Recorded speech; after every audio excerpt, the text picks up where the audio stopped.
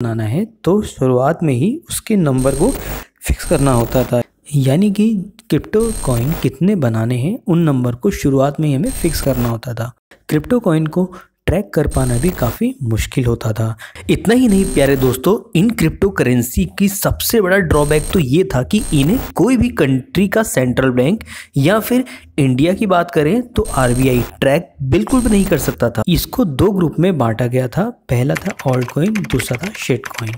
फिलहाल अगर आप क्रिप्टो कॉइन में और ज़्यादा इन्फॉर्मेशन जानना चाहते हैं और उससे रिगार्डिंग वीडियो चाहते हैं तो नीचे कमेंट बॉक्स कमेंट कर सकते हैं। ट्रैक नहीं होने की वजह से क्रिप्टो करेंसी को इलीगल ट्रेडिंग और गैम्बलिंग में भी यूज़ किया जाता था। इसको देखते हुए गवर्नमेंट ने क्रिप्टो करेंसी के ट्रांजैक्शन पर टैक्स लगा दिया, जिसमें क्रिप्टो करेंसी की ट्रेडिंग पर लगाम लगाई जा सकती। उसके बाद आरबीआई ने अपनी खुद की डिजिटल करेंसी यानी कि डिजिटल रुपी को लॉन्च कर दिया।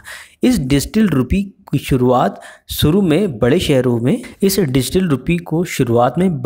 में ही लॉन्च किया गया as a pilot base project, जिसमें है मुंबई, दिल्ली, बेंगलोर और भुवनेश्वर। शुरुआत में केवल 4 बैंक यानी कि एसबीआई, आईसीआईसीआई, यस बैंक और आईडीएफसी ने ही रोल आउट किया। धीरे धीरे करके इसमें Kotak Mahindra, union bank, bank of Baroda और एचडीएफसी भी रोल आउट करने वाले हैं, जो अपने अपने ई वॉलेट सबको प्रोवाइड करेंगे। चलिए दोस्तों, अब जानते हैं आखिर ये डिजिटल रुपी और सीबीडीसी यानी कि सेंट्रल बैंक डिजिटल करेंसी है क्या। आखिर कौन सी टेक्नोलॉजी का यूज़ करके ये सीबीडीसी को बनाया गया है और किस किस टेक्नोलॉजी के द्वारा इसको ऑपरेट किया जाने वाला है। डिजिटल रुपी यानी कि सीबीडीसी 1 नवंबर 2022 को हमारे सेंट्रल बैंक यानी कि आरबीआई ने एक बहुत बड़ा गिफ्ट दिया, जो था देश का खुद का अपना ई रुपी यानी कि डिजिटल कॉइन। जिस तरह हम अपनी पॉकेट में फिजिकल करेंसी के नोट्स जैसे 5 रुपये, 10 रुपये, 100 रुपये और 500 के रखते हैं, उसी तरह अब डिजिटल फॉर्म में भी हम इन करेंसी का इस्तेमाल कर सकते हैं, जिसके लिए आपको ई वॉलेट की ज़रूरत होगी। आखिर ये ई वॉलेट कौन देने वाला है? ये ई वॉलेट आपको बैंक देंगे, जो कि इशू कराए जाएंगे आरबीआई के द्वारा। इसकी सहायता से हम डेली के ट्रांजैक्शन और मर्चेंट्स को भी पेमेंट कर पाएंगे। जिस तरह से फिजिकल नोट आरबीआई से जारी एक लीगल टेंडर है, उसी तरह डिजिटल रुपी यानी कि ई रुपी भी एक तरह का लीगल टेंडर है। यानी कि ई रुपी और डिजिटल करेंसी को मार्केट में कहीं भी लेन देन में एक्सेप्ट किया जा सकेगा। फिजिकल डिनोमिनेशन की तरह ई रुपी भी हर तरह में अवेलेबल होगा, जैसे 1 रुपये, 2 रुपये, 5 रुपये, 10 रुपये, 20 रुपये, 50, 100, 500 और 1000 और 2000।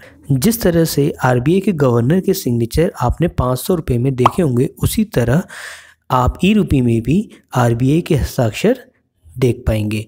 इतना ही नहीं दोस्तों, हर एक ई रुपी में एक अपना यूनिक टोकन नंबर होगा, जिससे उस टोकन की आइडेंटिटी साबित हो पाएगी। डिजिटल करेंसी भी एक तरह की क्रिप्टो करेंसी ही है, क्योंकि इसमें भी ब्लॉकचेन टेक्नोलॉजी का इस्तेमाल किया गया है, लेकिन ये एक तरह का डिजिटल लेजर है, जिसे किसी भी तरह से हैक कर पाना इम्पॉसिबल है। इस केस में किसी भी ट्रांजैक्शन की डिटेल्स सेंडर, रिसीवर और बैंक के पास ही रहती है। इसको सेफ रखने के लिए प्राइवेट परमिशन ब्लॉकचेन टेक्नोलॉजी का यूज़ किया गया है।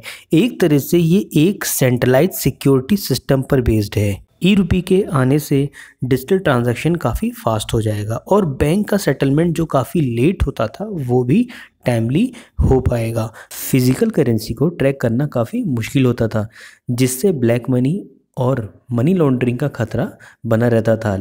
लेकिन ई रुपी के आने से कालाबाजारी भी काफ़ी हद तक रुकेगी, क्योंकि ई रुपी को आसानी से ट्रैक किया जा सकता है, क्योंकि डिजिटल करेंसी के सर्कुलेशन में सेंडर और रिसीवर के अलावा इसमें थर्ड पार्टी केवल बैंक ही इन्वॉल्व रहता है। डिजिटल रुपी पर ये वीडियो आपको कैसी लगी इसको बताना नीचे ना भूलें। इसी तरह की बेस्ट फाइनेंशियल लर्निंग वीडियो के लिए जुड़े रहिए मनी ग्रेडियंट के साथ। नीचे आप लोगों के लिए टेलीग्राम चैनल का लिंक दिया गया है, उससे भी आप जुड़ सकते हैं, जहाँ पे आपको मिलती है बेस्ट फाइनेंशियल लर्निंग, वो भी 0 कॉस्ट पे। तो मिलते हैं एक बढ़िया सी, प्यारी सी, अच्छी सी फाइनेंशियल वीडियो में। Love you all guys.